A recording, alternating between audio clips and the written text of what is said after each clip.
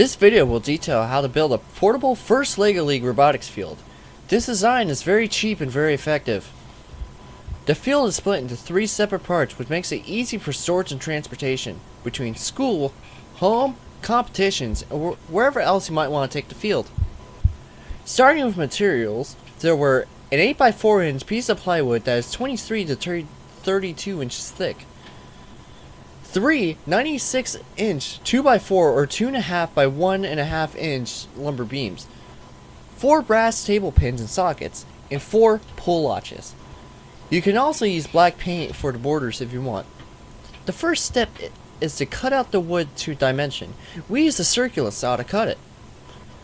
The plywood was cut into 3 equal parts of 32 inches by 48 inches. The lumber was divided into 6 32-inch beams and 2 45-inch beams. The next step was to sand the wood and paint it. After that was successfully done and out of the way, it was time to install the brass pins and sockets. The basic idea is that the pins and sockets are installed in the width of the plywood so that when the pieces come together, the pins go into the socket and align the panels horizontally. All of the pins face one direction and the sockets face the other. This is useful so that you never mix up the side of which panel goes where. Drill your dowel holes 8 inches from the edge of the plywood, since the pins are mainly for horizontal alignment and not structural support. Make sure your measurements are incredibly accurate, because a slight inaccuracy could cause the pins to bend. The field will still work, it's just not ideal. To drill the holes for these dowel pins, the best thing to do is to use a dowel jig to align your hole. But if that isn't possible, then we found carving a divot into the edge using a knife or screwdriver helped to drill the pilot hole. In total, you'll be drilling 8 holes, 4 for the pins and 4 for the sockets. Make sure your pilot hole is about the same depth as the brass pin or socket. Once you've done that, use a larger drill bit to create a hole. We found 21/64 to be the best drill bit for a hole. Once you've done that, install your pin by adding some hot glue to it.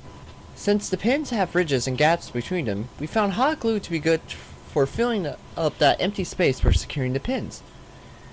Doing that for all of them should ensure that the panels remain horizontally aligned when in use.